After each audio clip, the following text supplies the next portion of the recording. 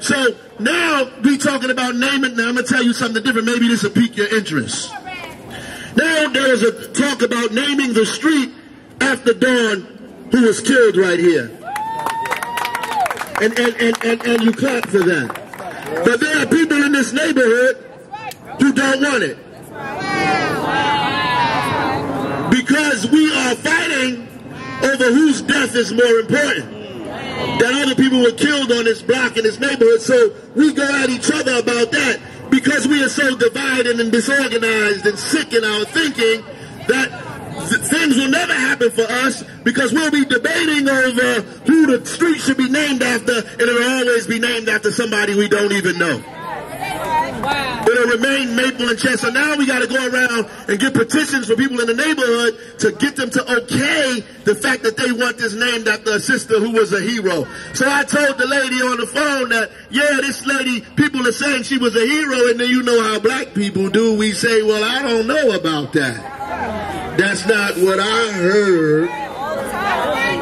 That's what I didn't, but you know we work off of gossip. So that's not what I heard, but it's what you heard. Why don't you hear the fact that there was an African-American woman who had the courage to be able to cover the life of a younger girl? See, that's unbelievable to us because the level of self-hatred that we have won't allow our psyche to believe that an African-American woman would give her life for a baby, because we used to stories about African-American women who abandon babies, who would make babies sick from crack and drugs.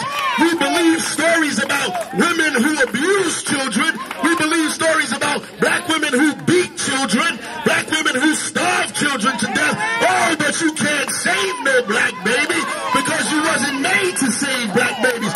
Those are not the qualities of African-American women. They just money grubbers.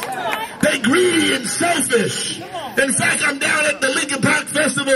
I hear a rapper get up and make a statement about black baby mamas. And that's the comment. See, we believe these ideas about black women, so it's hard for people to believe that an African-American woman would die for somebody else's child. Because we don't know nothing about Harriet Tubman. We don't know nothing about Sojourner Truth. We don't know much about those people. They didn't teach us about this African woman with a shotgun on her shoulder who walked hundreds of miles to freedom, who saved more, took more people out of slavery alone than most of these men did in decades. And wasn't a punk, she wasn't a cook or a chef. She didn't do all those kinds of things. She had a gun. She was a scout for the Union Army.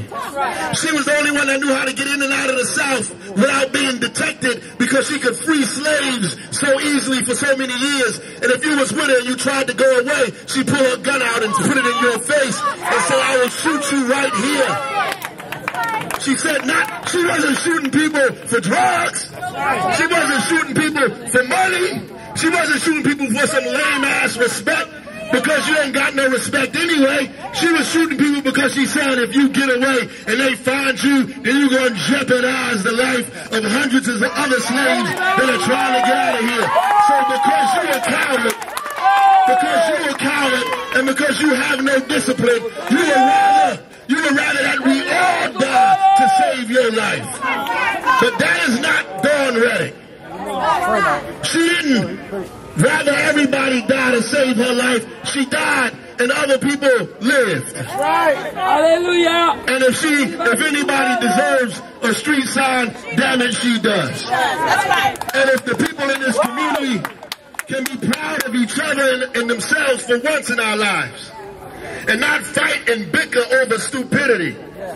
See, the adults bicker and fight over that. The kids watch us and they fight over the same thing. Well, that's the difference between you and these guys on the street shooting and busting at each other. Except they got guns and you don't.